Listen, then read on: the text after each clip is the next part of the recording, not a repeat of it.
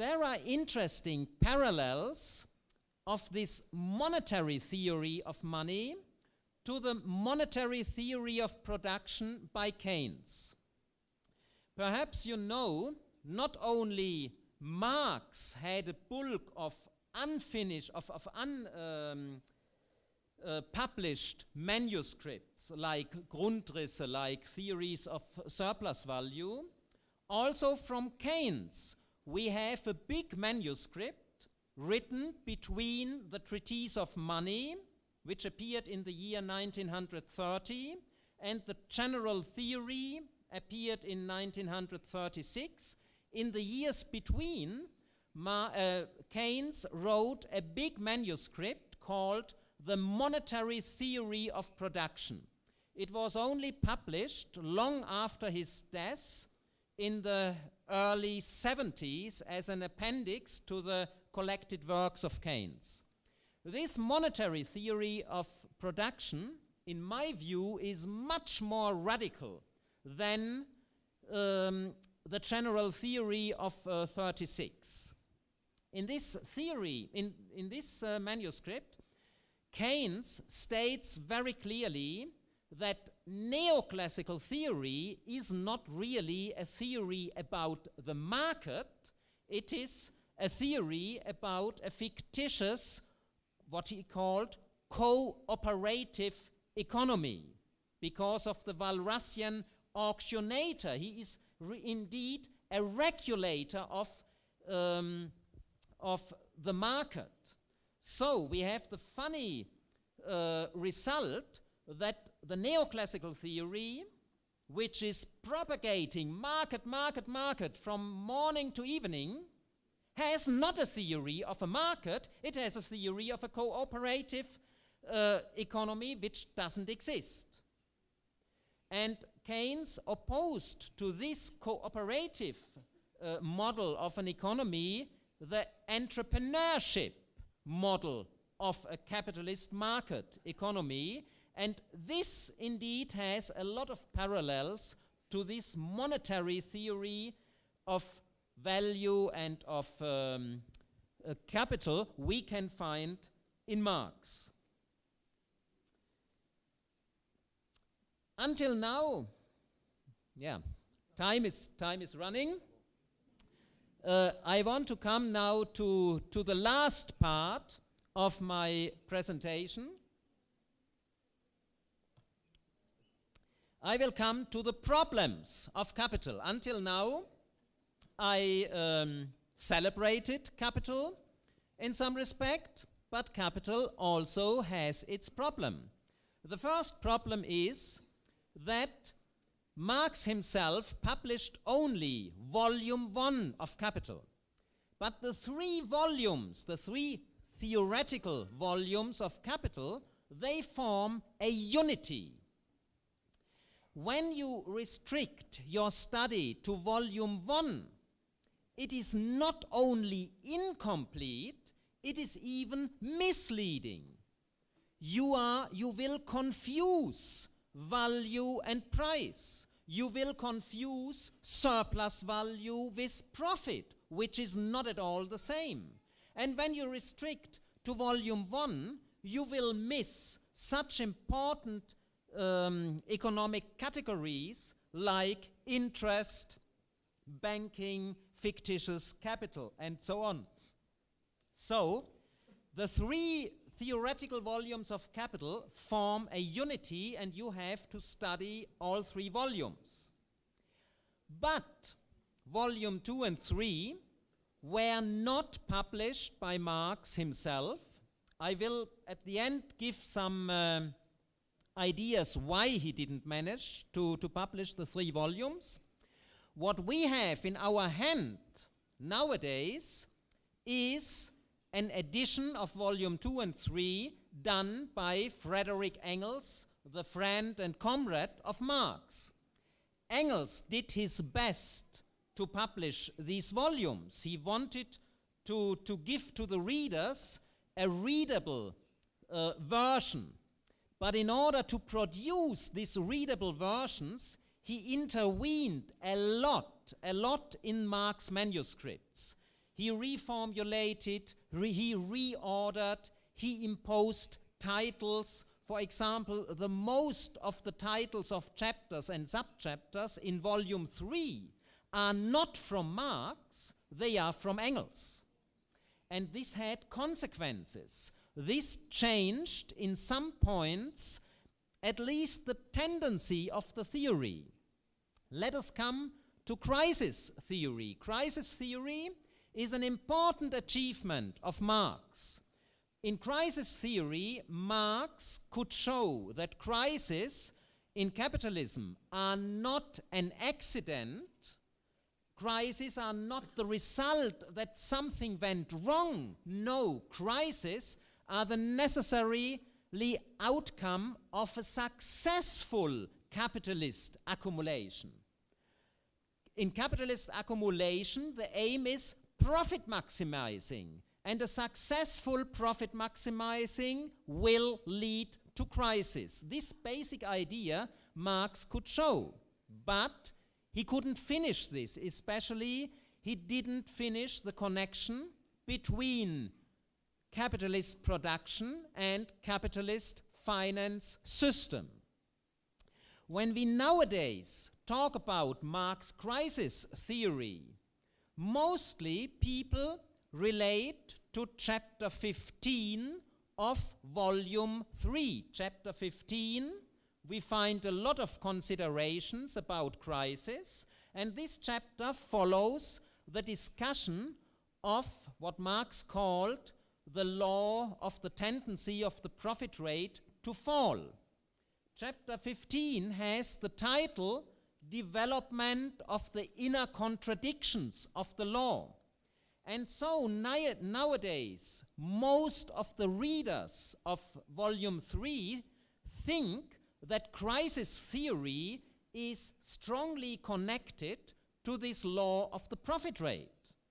But when you read the original manuscript of volume 3, and this original manuscript, meanwhile, is published in Mega, the Marx-Engels Gesamtausgabe, the new big edition, started in the year 75, which presents really all the manuscripts and which presents the manuscript in the original form, without editing, what is really, really important.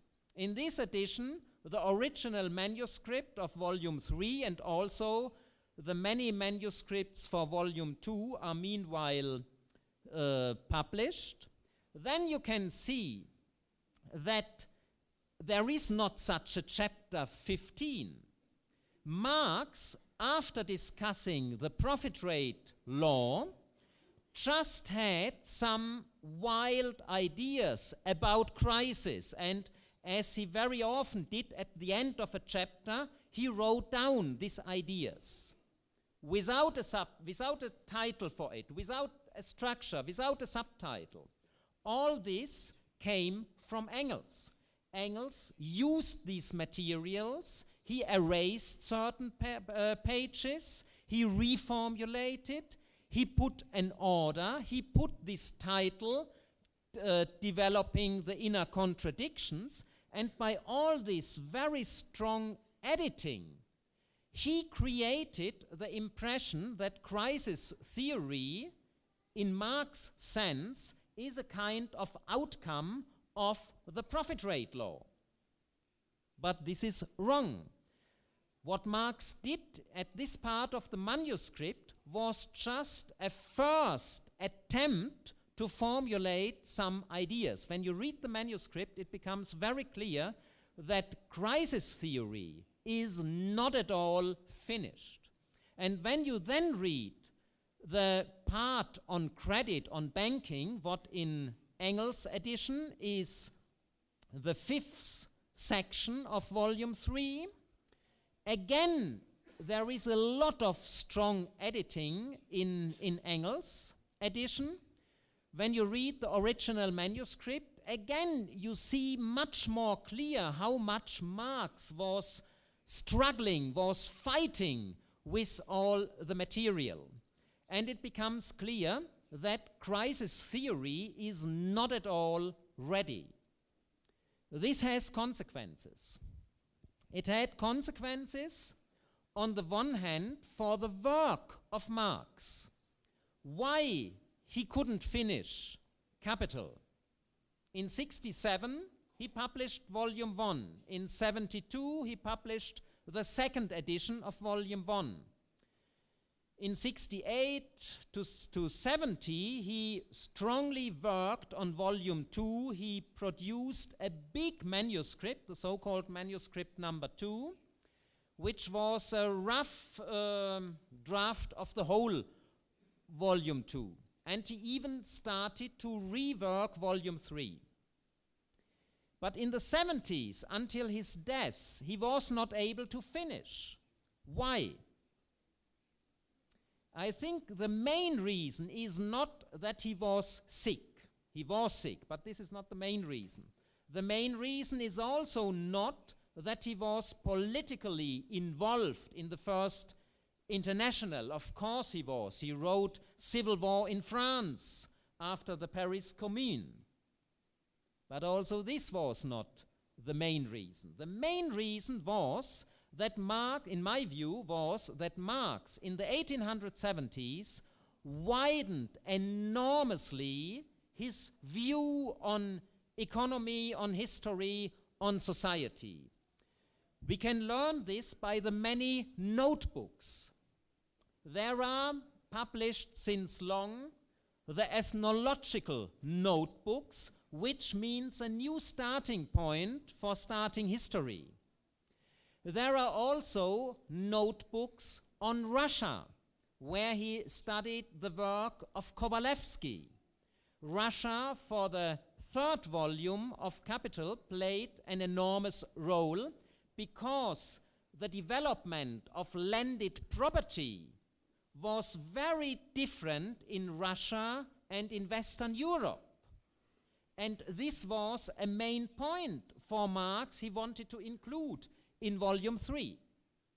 And then, maybe the most important, we find a lot of notebooks about crisis, about credit, about money market. Marx was very clear that the manuscript of Volume 3, written in the years 1864-65, he cannot use for the theory of credit. There is an interview Marx gave in the year 78 or 79 to a US-American journalist, John Swinton. And in this interview to Swinton, Marx said that for Volume 3 of Capital, when he is dealing with the credit system, he doesn't want to base his presentation on the English credit system, but on the US-American credit system. Why? Because now in the late 70s, it is the most modern credit system, the most advanced credit system. Already in some letters from early 70s, Marx states that developments which needed in Great Britain decades, several decades of years, in the United States were reached just in a couple of years. So it is very clear from his letters, from the interview, but also from the notes, that Marx thought of a very basic, very fundamental reworking of his theory of credit, which we find in the 64-65 manuscript. The same holds for crisis theory. When also you have to really to think about this. When we study Marx crisis theory, we study Volume 3, a manuscript of 64-65, and we study the second volume of Theories of Surplus Value, written in 62-63. But after 65, Marx still continued research.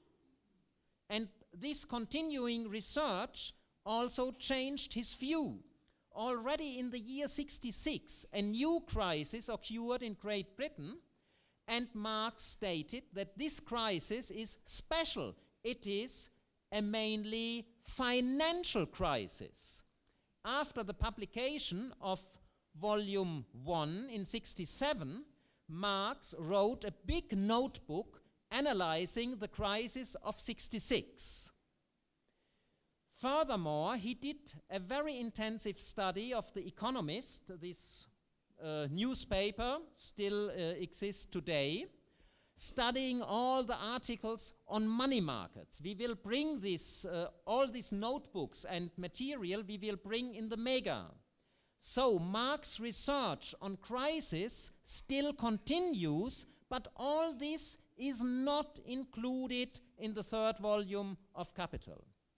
Marx also discusses crisis in his letters. There is an important letter of the year 1978 to Danielson. Danielson was the Russian translator, and he translated volume 1 of Capital, and then he breaks Marx's nerves, asks him when you will finish, when the continuation will appear, because Danielson wanted to translate volume 2 and 3 of Capital. And in this year, 1978, Marx wrote a letter to Danielson telling him, I cannot finish the continuation of volume 2 because the current crisis shows totally new features, and I must use this theoretically. I must consume it, these were his words, I must consume it theoretically. Only after this I can finish with Capital. What was so important in this crisis? It was really a new type of crisis. It was not such a rather short crisis with a deep going down and then a quick recovery. This was the picture of crisis before the 70s. In the 70s, we had the first example for a long-lasting stagnation crisis. The downgoing process was not so sharp, but there was not at all a recovery. And Marx very clearly saw a new feature there, that first the crisis had an international character. There was an interaction between certain national economies. Secondly, he recognized the important role of national banks. The National Bank of France, the Bank of England, they influenced this crisis process, and he wanted to take this into account. And now, time is over, I come to my concluding remark in this point. These new insights about crisis, what Marx had in the late 70s, in my view, they question the basic structure of volume 3. Marx, when writing Capital, he still had the idea that he presents in Capital an analysis of the capitalist mode of production in a rather abstract sense, this ideal average I mentioned at the beginning, and that after this analysis, an analysis of the state, of the bourgeois state, should follow on a similar level of abstraction. But when credit and crisis is so strongly connected to national banks, to public credit, this, and also to economic policy, this is an issue, economic policy, which is raised in some of the manuscripts for volume 2, written in the late 70s. When there are so strong connections, then there is really the question, can you analyze the capitalist mode of production in such an abstraction from the state as Marx intended this in the 60s? And insofar, it is for me not only the question capital is incomplete. Of course, everybody will agree to this. It is incomplete. But what incompleteness is it? Is it a kind of quantitative incompleteness, that some chapters are not finished and we can do this rather easily? Or is it a kind of qualitative incompleteness, that some basic theoretical questions, for example, the question, how much state do we need in order to analyze credit and crisis, that some of these basic theoretical questions are not solved? I tend to the second opinion, that Marx Capital is incomplete not only in a quantitative sense, but in a qualitative sense. This means capital, I also state this very strictly, is the best tool we have to analyze the capitalist mode of production. It's an indispensable tool. We cannot reach anything without capital. But in using capital, we have always to have in mind this qualitative incompleteness. Using capital is not just applying a ready-made theory. No, using capital needs not only empirical work about contemporary conditions. Using capital also implies theoretical works. We have to continue discussing these theoretical problems Marx left for us. And with this, I hope, encouraging last sentence, I will finish this presentation. Thank you very much for your attention.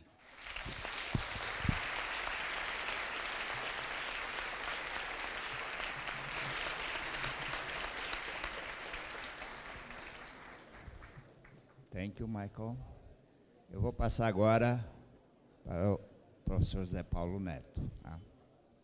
Faltando 5 minutos, você me apita. Sempre é bom. Bom dia. Eu queria começar agradecendo o convite dos organizadores desse congresso,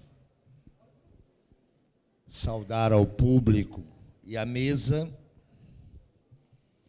e dizer que eu sou um homem extremamente imprudente. Quando Marcelo Carganholo me convidou para vir a esse evento, eu imediatamente disse sim. Depois que desliguei o telefone, me lembrei de um ditado muito comum na minha terra. Em festa de jacu, Iambu não entra. Isso aqui é uma festa de jacu, não é? Economistas, jovens economistas, economistas consagrados. E eu sou um Iambu, eu não sou um economista. Passado o pânico, eu disse, eu vou lá provocar os meus queridos amigos economistas. Porque eu aprendi isso com um economista, cuja ausência certamente é sentida neste encontro, e ele será lembrado na noite de hoje, que é Reinaldo Carcanholo, que era um economista que tinha um pé fora da economia. E esse pé fora da economia, para aqueles que foram alunos do Reinaldo, era um pé muito útil, porque lhes abria o mundo da cultura, o mundo do cinema e o mundo da literatura. E o Reinaldo sabia combinar muito bem isso com uma formação estritamente técnica. Então, em Iambu, numa festa de jacu, eu peço a vocês que levem em conta que o que direi aqui, em alguns momentos, terá um caráter provocativo para os meus amigos economistas, mas, sobretudo, é uma leitura de um velho marxista que considera que a obra O Capital é o centro fundante da teoria social de Marx. nem todo mundo está comemorando os 150 anos do livro I do Capital, não é? No Brasil, nós não temos essa honra. No Brasil, eu quero lhes lembrar que o livro I do Capital foi publicado integralmente pela primeira vez em 1968. O Enio Silveira, que foi talvez o maior editor desse país, o Enio Silveira tinha programado para publicar em 67, mas uma série de problemas, inclusive técnicos, não permitiu a publicação em 67, e o livro I, em 2 tomos, saiu em 1968. Foi a primeira edição integral do Capital no Brasil. Ela começou a circular em 1968, e o livro 3 foi concluído em 1974.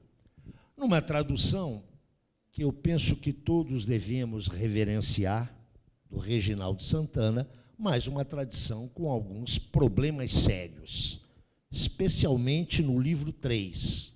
Então, se os jovens que estão aqui têm essa edição, que hoje voltou ao selo Civilização, mas antes circulou ainda sob o selo da difusão europeia do livro, tomem bastante cuidado ao trabalhar o livro 3, porque há graves problemas de tradução, graves. Depois sai uma edição também dos 3 livros, com uma tradução que eu considero